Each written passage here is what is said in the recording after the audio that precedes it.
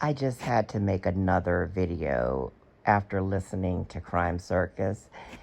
He gave such good information, and if the FBI and the police don't have this information, it would be really shocking. I mean, if you knew what Drip Drop just said, why wouldn't there be more investigating into Brent Kopacka? After hearing that Brent and Bryan lived close to each other in Pennsylvania, then when they moved close to the Idaho 4, like I said, the coincidence was just too much to ignore. So I thought of another possibility. Say Bryan and Brent knew each other since they lived close to each other in both parts of the country.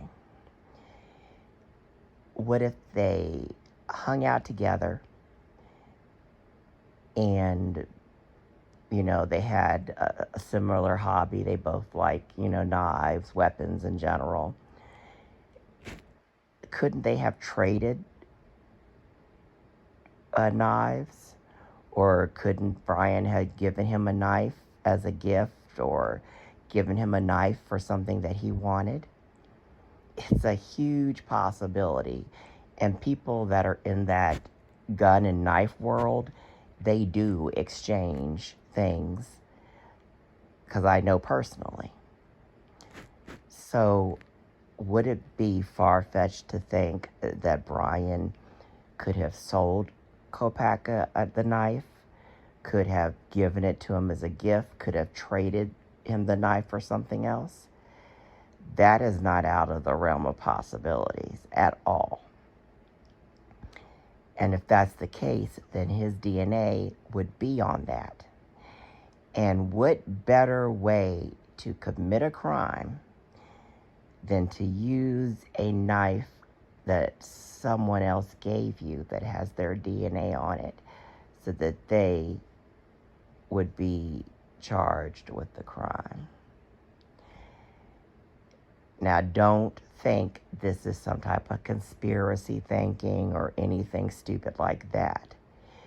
Given the information that we know that they lived close by each other in two opposite ends of the country, you have to, if you have an ounce of intelligence, have to think that this is a possibility. You have to. We don't have any clear-cut thing about this case. Now, this is like case, I always use this example. If this was clear-cut like the Chad and Lori Daybell case, where you know they did it, there was no other possibility, then, we wouldn't be speculating. But since this case has so many possibilities that I've already talked about, you can listen to them in my other videos, we can't take anything off the table in this case. We cannot take anything for granted. We cannot listen to these so-called YouTube professionals that talk on these shows like News Nation and stuff that go with the mainstream story and will not say anything against it, will not give people any other possibilities. We cannot listen to those people. They are in it to stay on TV. They are in it not to rock the boat with the public that think Bryan is 100% guilty. So really think about it. Use sense. I always say use common sense. Use logic. Think of every freaking possibility. And now that we know that Brent Kopacka and Bryan Kohberger lived so close to each other in completely opposite parts of the country, which is just like a 1,000,000,000,000 coincidence, especially that they lived in the opposite parts of the country close to each other. you have to speculate that they knew each other. You have to. If you've got any brain at all, you've got to speculate that they could have known each other. And like I said, knife enthusiasts and gun enthusiasts, they will sell to each other, trade, gift. I know personally. So it is not out of the realm of possibilities, like I just said, that Bryan gifted Brent the knife, sold Brent the knife. He could have loaned him the knife. Anything. Or traded knives, traded his knife for something else he wanted. There's so many freaking possibilities, and we've got to look at this better now. We've got to look at it, because that would make freaking sense. Brent got this knife from Bryan. He somehow knew these people, the Idaho 4. He partied at their house. He sold them drugs, bought drugs, whatever. Was put up to doing a hit, whatever, we don't know, just speculating. But used the knife that he got from Bryan, and that's why Bryan's DNA is on it.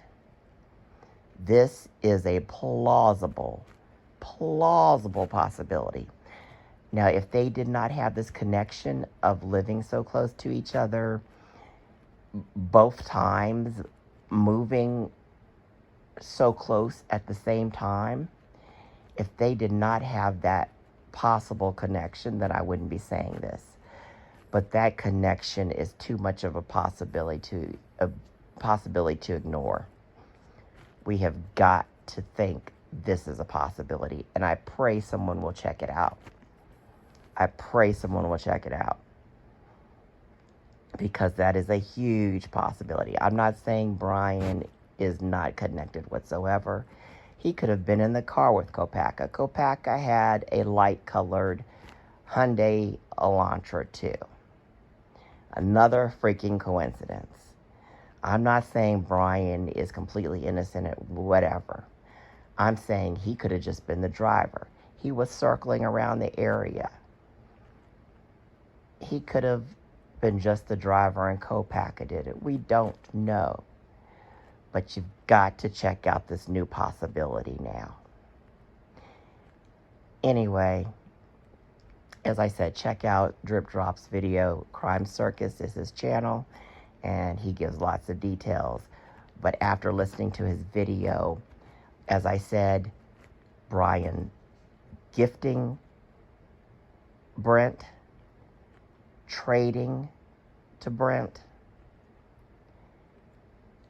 selling to Brent, or borrowing is a huge possibility now. Anyway, that's it, guys. If you like intelligent videos from someone that looks at every possibility and does not mince their words, please hit that like and subscribe button. Check out my other videos. I hope you have a wonderful day or evening wherever you are. Happy 4th of July.